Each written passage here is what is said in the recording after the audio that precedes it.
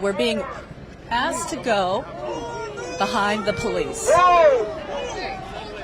Press. He's press. He's with me. He's with me. I have my verification. I have my verification right here. He doesn't come through. You do. Sir, I have to go with Okay, go. Are you grabbing me? No, I didn't touch you.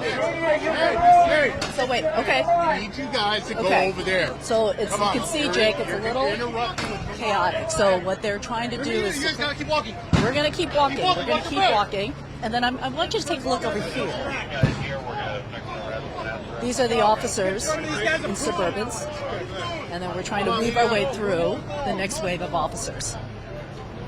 But you can see, I mean, there's press parked on the sidewalk because when today started, this area into the Metropolitan Detention Center was completely open.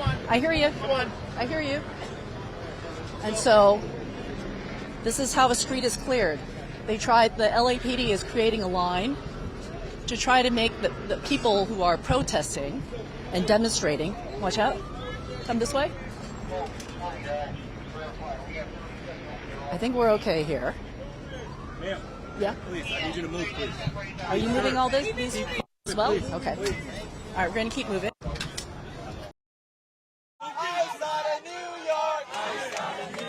Thousands are taking to the streets across the country to protest immigration and customs enforcement. The epicenter is in Los Angeles. City officials say the vast majority of demonstrators here are following the law. When these peaceful rallies end and the protesters head home, another element moves in. But the number of people arrested during the protests climbing. Nearly 200 were taken into custody on Tuesday before a small part of the city went under curfew. I would appeal to the president to stop the ICE raids so that we can have stability in our city. National Guard members are in LA against the governor's wishes. A U.S. official says hundreds of Marines the president mobilized have been briefed on rules for use of force on American soil. This brazen abuse of power by a sitting president inflamed a combustible situation, putting our people, our officers, and even our National Guard at risk. The White House says undocumented immigrants broke the law by entering the U.S. illegally. Demonstrators say ICE shouldn't go after those who are otherwise law-abiding. In Los Angeles, I'm Maribel Gonzalez. We're not frightened to do something else if we need to. U.S. Attorney General Pam Bondi standing firm behind the president's actions in Los Angeles, placing hundreds of Marines on standby just outside the city and mobilizing the National Guard. To protect our federal buildings, to protect the highways, to protect the citizens.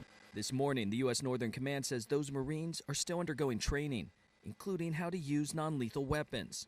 These are the men and women trained for foreign combat, not domestic law enforcement.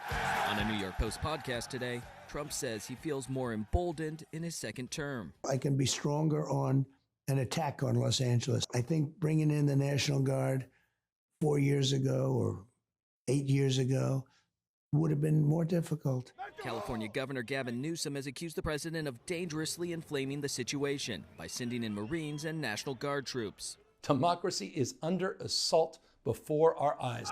An overnight curfew has been in effect in parts of downtown to tamp down potentially violent agitators and run-ins with the LAPD. This was provoked by the White House. I posit that maybe we are part of a national experiment to determine how far the federal government can go in reaching in and taking over power from a governor. The mayor says the curfew, which covers about 1 square mile of downtown LA, is likely to continue for a few more days. LA's unrest comes as similar protests take place in several other cities like New York, Austin, Washington, D.C., and Chicago.